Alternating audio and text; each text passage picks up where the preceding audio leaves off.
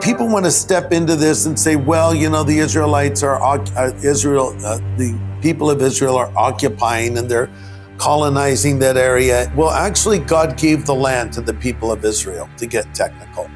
And they want to live in peace. I've been to Israel many, many times, and these people want to just live their lives. They want to be at peace. They do not want conflict at all. They have a tiny little sliver of land there that they have developed. But when you have a partner, so-called, when we talk about trying to find a resolution and a two-state solution, I don't think it's really a two-state solution. I think realistically, from their enemy's perspective, it's more of a final solution, using the verbiage of the Nazis. Hitler described his desire to eradicate the Jewish people as the final solution.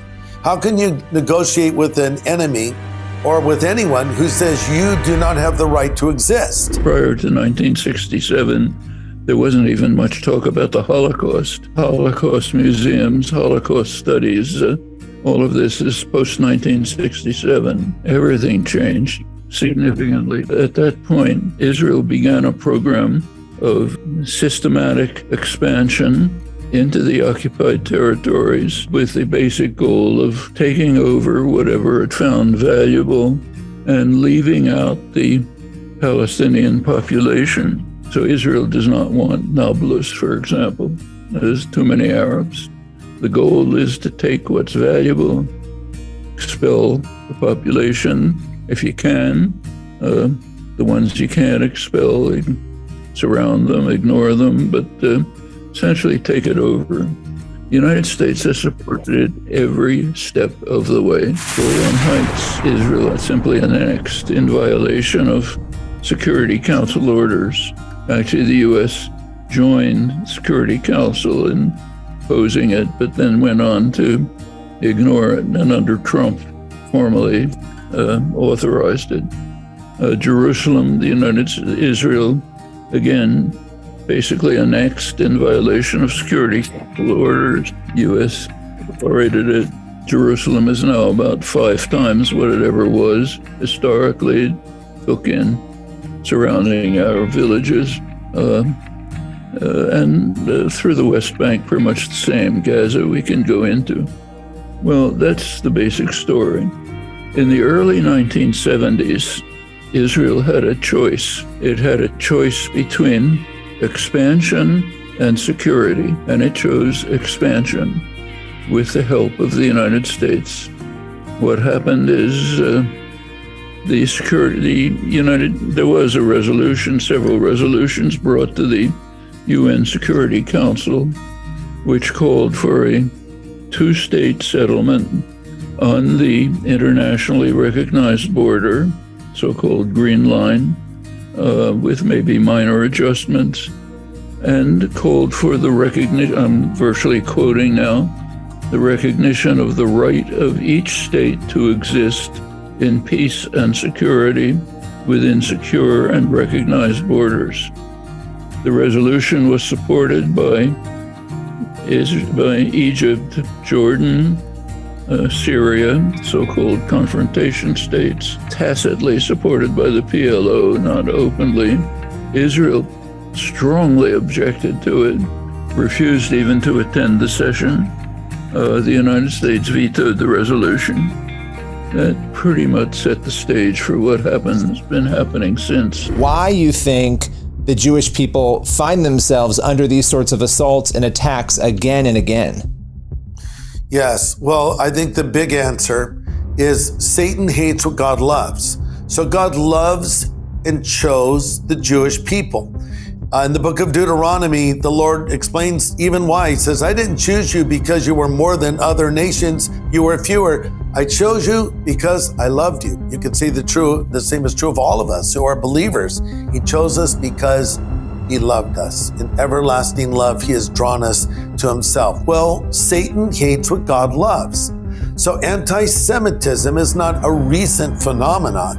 It goes back to the book of Exodus, when the Pharaoh gave the order that all the Jewish baby boys were to be drowned. But the Jewish midwives would not do that, and ultimately God raised up someone to deliver them named Moses, and they freed the Israelites. But fast forward to the book of Esther, and there's a wicked plot hatched by a man named Haman to kill all the Jewish people.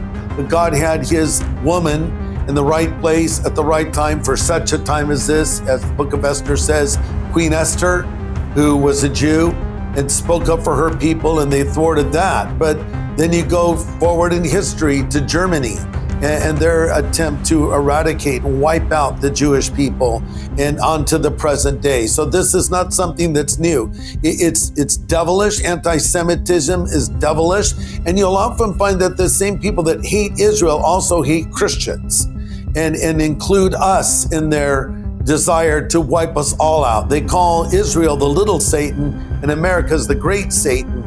And so this is a hatred of us who put our faith in the God of Abraham, Isaac, and Jacob, those of us who are Christians who embrace Jesus as the Messiah. For 50 years, Israel has been explicitly trying to use the Holocaust as a propaganda weapon to justify crushing the Palestinians, occupying Palestinian territory illegally, practically destroying Gaza, almost unlivable now. 1 million children can't even get potable water. Constant atrocities in the West Bank. You read journalists like Gidon Levy, Amira Haas, others, daily reports. They think they can get away with this as long as they can wave the Holocaust in front of people's eyes. I should say this is explicit. So if you go back to 1973, Abba Eban, leading Israeli statesman and highly respected, wrote a very interesting article in the more liberal Jewish journal in the United States, Congress Weekly. In this article, he said, the duty of American Jews is to show that any criticism of what he called Zionism, meaning his policies of his government, any criticism is either anti-Semitism, if it comes from non-Jews, or neurotic self-hatred, if it comes from Jews. He actually mentioned two people. I was proud to be one of them. The other was I.F. Stone, committed Zionist, critical of Israel, therefore a neurotic self-hating Jew. Okay, that makes 100%. Nobody can criticize Israel. It's explicit, perfectly explicit. You know, people want to step into this and say, well, you know, the the people of Israel are occupying and they're colonizing that area. Well, actually, God gave the land to the people of Israel, to get technical. And they want to live in peace. I've been to Israel many, many times, and these people want to just live their lives. They want to be at peace. They do not want conflict at all. They have a tiny little sliver of land there. These people want to just live their lives. They want to be at peace. They do not want conflict at all. They have a tiny little sliver of land there. These people want to just live their lives. They want to be at peace. They do not want conflict at all. They have a tiny little sliver of land there. We need to remember, nothing about what this government is doing is entirely new. The attacks on Gaza, the settlement expansion, the attacks on Palestinian communities in the West Bank, none of this is unprecedented. This far-right government is only taking things one step further, which needs to be contextualized, but also we need to recognize the places where things are getting worse. And we are definitely seeing, since the election of this government, a much freer hand for settlers to do basically whatever they want in the West Bank. There's absolutely no guardrail, no limitations on what settlers can do. If they want to attack Palestinian communities and set their houses ablaze, they will have soldiers accompanying them. And if they want to set up new outposts on private Palestinian land, they can do that. If they want to go into the middle of Nablus to pray in the middle of one of the biggest Palestinian cities in the West Bank, they can do that, and soldiers will accompany them and protect them. So what Palestinians are feeling, very much related to what I was saying before, is being defenseless because the Palestinian police is not allowed and does not offer them defense. And when they try to defend themselves, soldiers would shoot them to death. So that is the reality that Palestinians have been feeling for a very long time and increasingly over the past few months. These people want to just live their lives. They want to be at peace. They do not want conflict at all. They have a tiny little sliver of land there that they have developed. But when you have a partner, so-called, when we talk about trying to find a resolution, a two-state solution, I don't think it's really a two-state solution. I think realistically, from their enemy's perspective, it's more of a final solution.